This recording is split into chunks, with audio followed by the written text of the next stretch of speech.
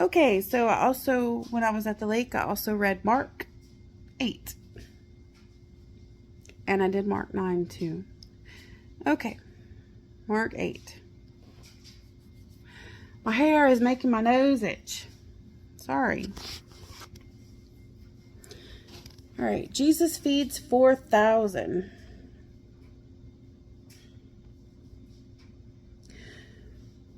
During those days, another large crowd gathered. Since they had nothing to eat, Jesus called his disciples to him and said, I have compassion for these people.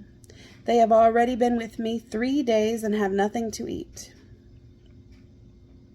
If I send them home hungry, they will collapse on the way, because some of them have come a long distance. His disciples answered, But where in this remote place can anyone get enough bread to feed them? How many loaves do you have? Jesus asked. 7, they replied. He told the crowd to sit down on the ground.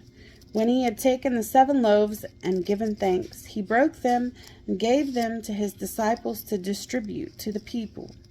And they did so. They had a few small fish as well. He gave thanks for them also and told the disciples to distribute them. The people ate and were satisfied. Afterward, the disciples picked up 7 basketfuls of broken pieces that were left over. About 4,000 were present. After he had sent them away, he got into the boat with his disciples and went to the region of Dalmanutha. The Pharisees came and began to question Jesus. To test him, they asked him for a sign from heaven. He sighed deeply and said, Why does this generation ask for a sign? Truly, I tell you, no sign will be given to it. Then he left them, got back into the boat, and crossed to the other side. The disciples had forgotten to bring bread except for 1 loaf they had with them in the boat. Be careful, Jesus warned them. Watch out for the yeast of the Pharisees and that of Herod. They discussed this with one another and said, It is because we have no bread? Aware of their discussion, Jesus asked them, Why are you talking about having no bread? Do you still not see or understand? Are your hearts hardened? Do you have eyes but fail to see and ears but fail to hear? And don't you remember when I broke the 5 loaves for the 5,000, and how many basketfuls of pieces did you pick up? 12, they replied. And when I broke the 7 loaves for the 4,000, how many basketfuls of pieces did you pick up? They answered, 7. He said to them, Do you still not understand? Jesus heals a blind man.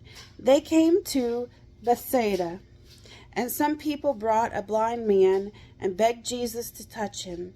He took the blind man by the hand and led him outside the village. When he had spit on the man's eyes and put his hands on him, Jesus asked, Do you see anything? He looked up and said, I see people. They look like trees walking around. Once more, Jesus put his hands on the man's eyes. Then his eyes were opened, his sight was restored, and he saw everything clearly.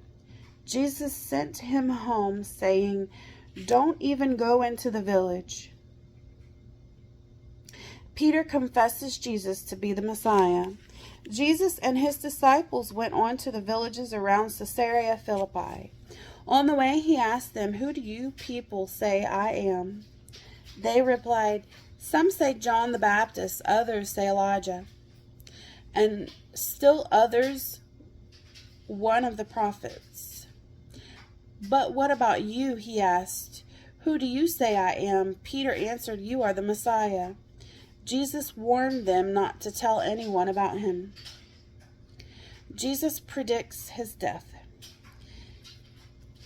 He then began to teach them that the Son of Man must suffer many things and be rejected by the elders, the chief priests, and the teachers of the law, and that he must be killed, and after 3 days rise again. He spoke plainly about this, and Peter took him aside and began to rebuke him. But when Jesus turned and looked at his disciples, he rebuked Peter. "Get behind me, Satan," he said. "You do not have in mind the concerns of God, but merely human concerns." Then he called the crowd to him, along with his disciples, and said, "Whoever wants to be my disciple must deny themselves and take up their cross and follow me.